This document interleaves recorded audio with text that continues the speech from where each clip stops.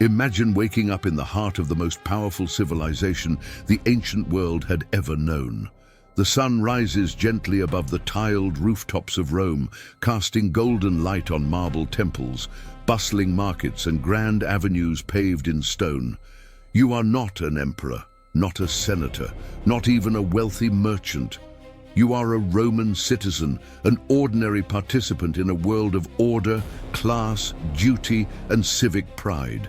And yet, simply being a citizen in Rome, whether rich or poor, already places you above millions who live as slaves, provincials, or outsiders. Citizenship in Rome is identity, power, privilege, and responsibility.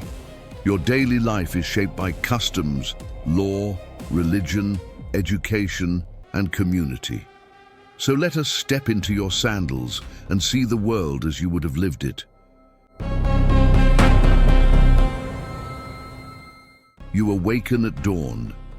Romans do not typically sleep late. The household stirs early because daylight is precious and artificial lighting, mostly oil lamps, is expensive. You rise from a simple wooden bed, though if you are of high status, you may have fine imported mattresses stuffed with wool or feathers. A poorer citizen might sleep on a straw mat, and some share a room with family members. Your home depends heavily on your wealth. Many Roman citizens, especially in the crowded city of Rome, live in insulae, multi-story apartment blocks made of cheap wood and brick. These buildings can be tall, sometimes 5 or 6 stories, and occasionally dangerously unstable. Fires and collapses are common. A poorer insular room is cramped, dark, and sparse. But if you are of the middle or upper classes, you may live in a domus, a private house with an atrium, open courtyard, decorated mosaics, and running water piped from aqueducts. Wealth determines space. Wealth determines comfort. Wealth determines almost everything. But regardless of wealth, all households are bound by the paterfamilias, the male head of the family, who has legal authority over all members of the household, including his wife, children, and often extended relatives. In earlier Roman law, this power was absolute, though in practice, social expectations softened it. Still, respect for hierarchy defines Roman family life. You greet the household gods first, the lares and penates, small statues representing ancestral spirits and the protector of the home. They sit in a niche, often near the kitchen. You might place a small offering, wine, bread, or a flower to honor them.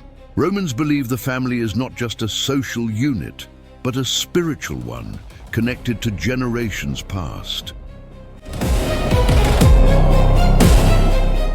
Breakfast, if it can be called that, is light and simple. The Romans are not known for extravagant morning meals. You may eat a piece of bread dipped in wine, olives, cheese, or maybe figs. Even wealthy Romans rarely indulge heavily in the morning. Food is practical, not ceremonial. The biggest meal of the day will come later. Cloaks are fastened, sandals strapped, hair tied back, and you are ready to step outside. The street greets you with noise. Rome is never quiet. Merchants set up stalls, cartwheels clatter on stone, gossip spreads like wildfire, and neighbors shout greetings from balconies. The city feels alive, pulsing, energetic, and crowded. Everywhere there is motion. Rome is a hub of trade, culture, politics, and power. People from every province, Greece, Egypt, Syria, Gaul, Spain, Africa, walk the streets. You hear Latin, of course, but also Greek, Aramaic, Celtic languages, Egyptian dialects, and more. Rome is not just a city, it is the center of a world connected by roads, armies, law, and commerce. You live in a multicultural empire long before anyone would use that word.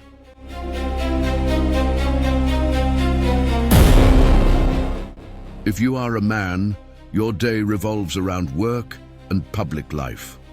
Work depends on status. A laborer might head to a workshop or construction site. A merchant goes to his shop or stall, a farmer heads toward fields, though most farmers live outside the city proper. A senator or wealthy citizen, however, does not work in the manual sense. He goes to the forum to debate politics, meet clients, resolve business, and maintain influence. Politics in Rome is not just governance. It is identity, ambition, and even entertainment.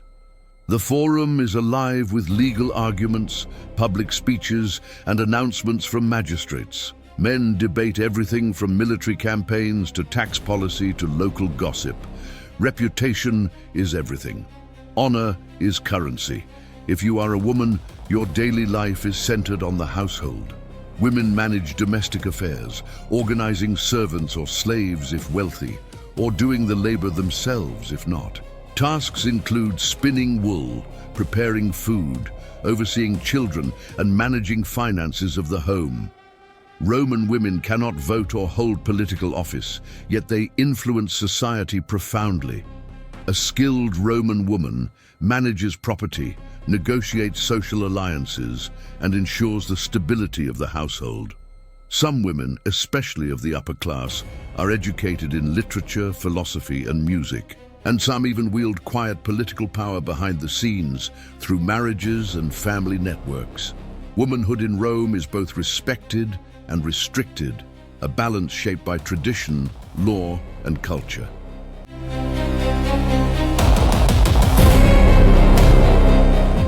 Education for children varies by class. Wealthy children learn reading, writing, rhetoric, and Greek philosophy, first from tutors, then possibly professional schools. Boys are trained for public service, military leadership, or commerce. Girls are taught household management, though some receive literary education as well. The idea of childhood as a protected, carefree phase does not exist. Children are expected to learn discipline, duty, and respect early. Play exists, marbles, dolls, wooden swords, but always within a framework of future expectation. A Roman child is being shaped for adulthood every moment.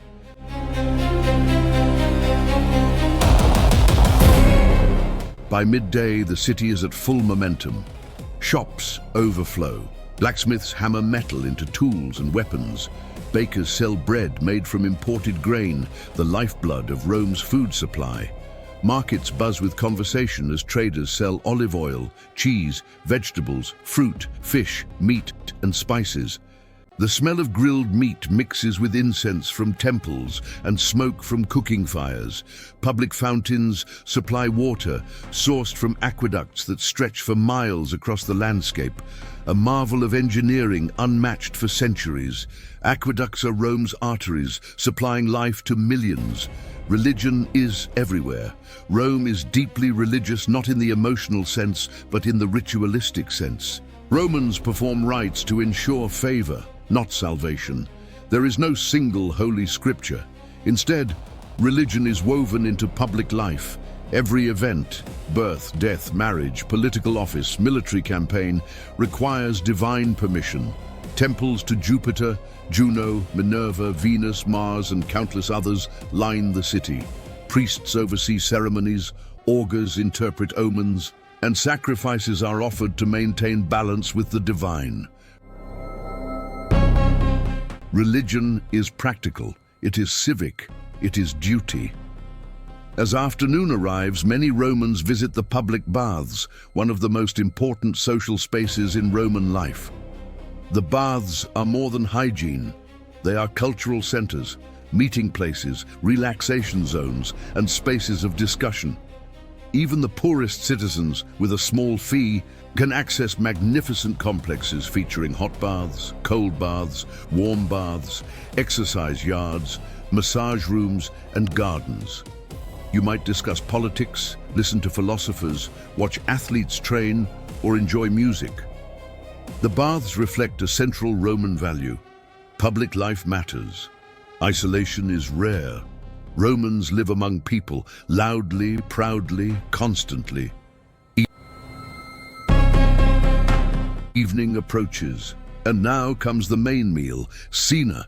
If you are poor, cena is simple: bread, porridge, vegetables, perhaps a bit of salted fish or sausage. Wine diluted with water is common. Romans rarely drink wine pure.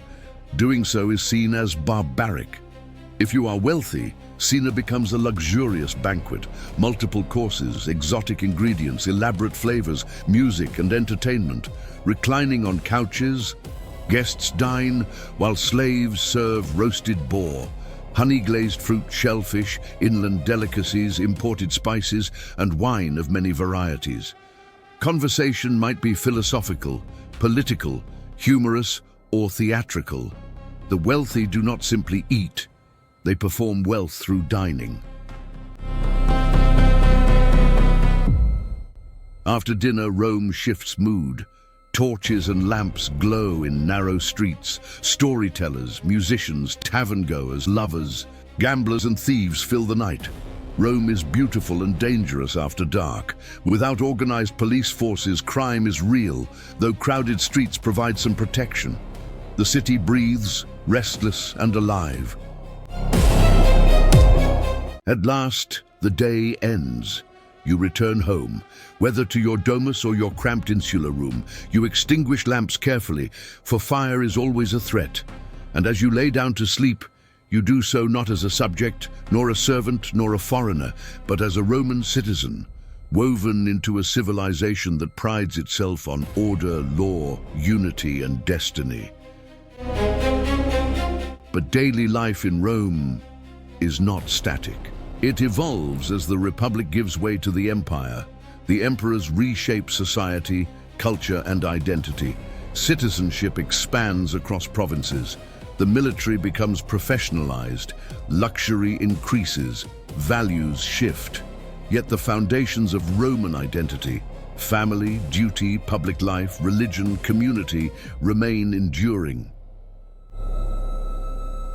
Roman life is humanity in its fullness: ambition, pride, beauty, struggle, power, wisdom, corruption, discipline, and desire.